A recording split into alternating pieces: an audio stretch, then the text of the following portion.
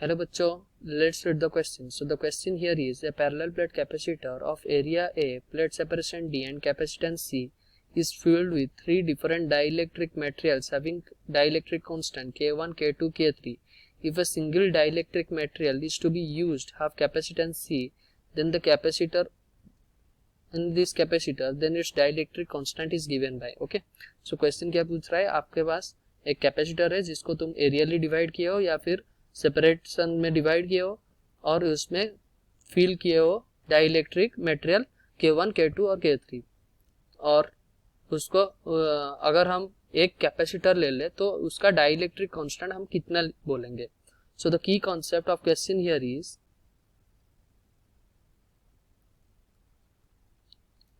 when we divide a capacitor को हम जब डिवाइड करते हैं, if both ends have same potential, अगर both ends have same potential तो क्या हो जाएगा, both the ends have same potential then it is connected in parallel. Okay, if both ends have different potential then connected in series. Okay, so let's come to the question. Question में क्या बोल रहा है, हमारे पास ऐसा एक capacitor है. Okay, और उसको हम कुछ डिवाइड किए हैं, इसको रियली कुछ डिवाइड किए हैं और सेपरेशन में भी कुछ डिवाइड किए हैं, और ये हमारा a/2 आधा, ये भी a/2 और इसमें K1 भरा गया है, ये K2, ये टोटल K3. ओके, और ये हमारा D है, ये टोटल हमारा D है और ये वाला हमारा D/2 है. ओके, तो अगर हम देखें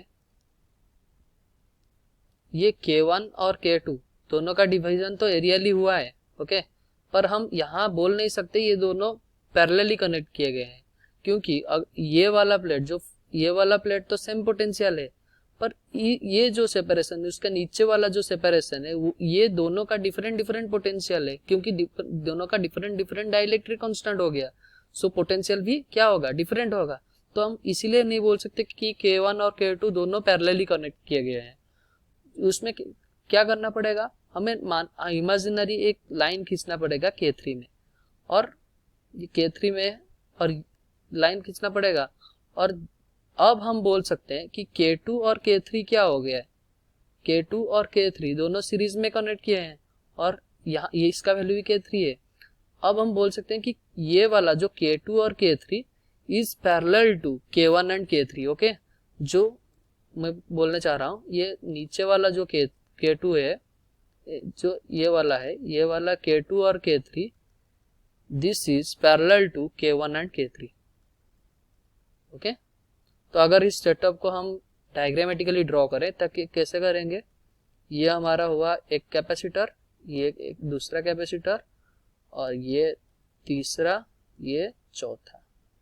ओके, और इसका कितना है, ये K1 है, ये K3 है और ये K2 है, ये K3 है. ओके, तो इसका कैपेसिटेंस कितना हो गया, K1 epsilon not A/2 upon D/2.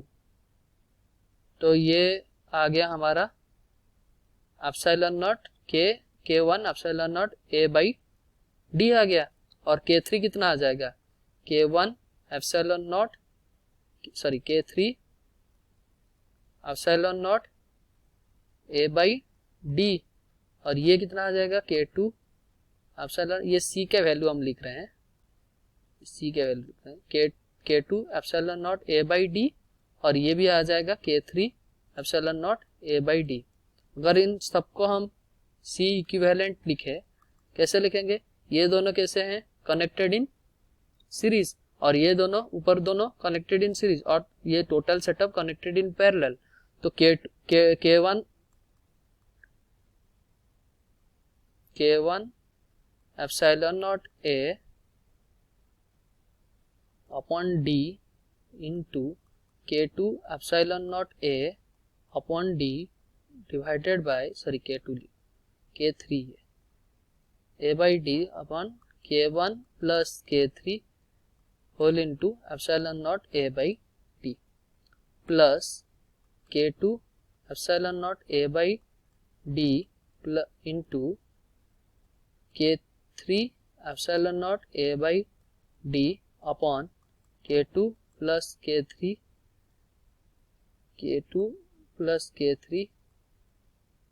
Epsilon not A by D। अगर ये सबको सॉल्व करें तो हमारा आ जाएगा K1 into K3 upon K1 plus K3 plus K2 into K3 by K1 K2 plus K3।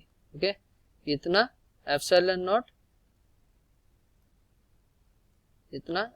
Not A upon D। तो हमें C इक्विवेलेंट क्या पता है? C इक्विवेलेंट को हम क्या लिखेंगे? K into epsilon not A upon D।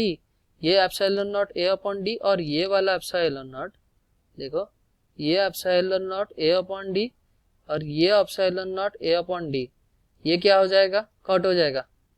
Okay, तो हमारा K इक्विवेलेंट कितना आ गया? K equivalent equals to K1 into K3 upon K1 plus K3 plus K2 into K3 upon K1 plus K3।